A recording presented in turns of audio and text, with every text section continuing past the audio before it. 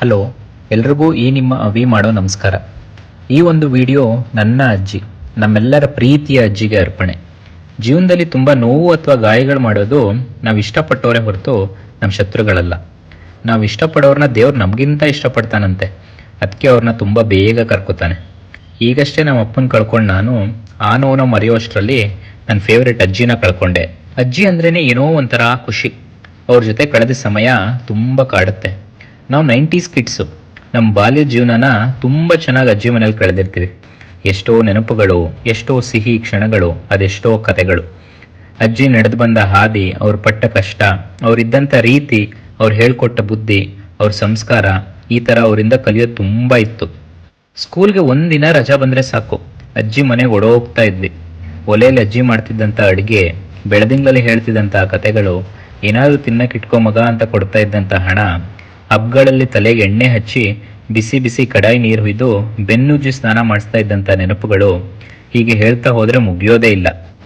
ಅಜ್ಜಿ ಹೇಳ್ತಾ ಇದ್ದಂಥ ಗಾದೆ ಮಾತಂತೂ ಮರೆಯೋಕ್ಕೆ ಚಾನ್ಸೇ ಇಲ್ಲ. ಅವರಲ್ಲಿದ್ದಂಥ ಶಕ್ತಿ, ಉತ್ಸಾಹ, ಹುಮ್ಮಸ್ಸು ಯಾರು ಕೂಡ ಮ್ಯಾಚ್ ಮಾಡೋಕ್ಕಾಗಲ್ಲ. ಅವರು ಜೀವನನ ಹಂಚಿನ ಮನೇಲಿ ಮಾಡಿರ್ಬೋದು, ಆದರೆ ನೆಮ್ಮದಿ ಮಾತ್ರ ಹೆಚ್ಚಾಗೇ ಇತ್ತು.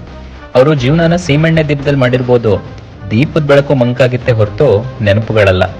ಎಷ್ಟೇ ಕೆಲಸ ಮಾಡಿದ್ರು ಎಲ್ಲರೂ ಊಟ ಮಾಡೋವರೆಗೂ ಕಾಯ್ದು ಮೊಮ್ಮಕ್ಕಳು ತಲೆ ನೀವು ಮಲಗಿಸಿ ಎಲ್ಲರೂ ಮಲ್ಕೊಂಡ್ ಮೇಲೆ ಆಕೆ ಮಲಗ್ತಾ ಇದ್ಲು. ಎಷ್ಟೇ ಸುಸ್ತಾಗಿದ್ರೂ ಬೇಗ ಮಲ್ಕೋತೀನಿ ಅಂದವಳಲ್ಲ. ಆದ್ರೆ ಕೊನೆಯಲ್ಲಿ ಅದೆಷ್ಟು ಸುಸ್ತಾಗಿತ್ತೋ ಏನೋ, ತನ್ನೆಲ್ಲ ಮಕ್ಕಳಿಗೆ ಮೊಮ್ಮಕ್ಕಳಿಗೆ ಬಂದು ಬೆಳಗಕ್ಕೆ ಹೇಳಿ ಮಲ್ಕೋತೀನಿ ಕಣ್ರು ಅಂತ ಹೇಳೋದು.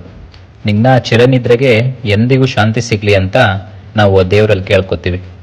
ಜೊತೆ ಇರದ ಜೀವ ಎಂದಿಗಿಂತ ಜೀವಂತ. ಮಿಸ್ ಯು ಅಜ್ಜಿ, ಮಿಸ್ ಯು ಅಲಾಟ್.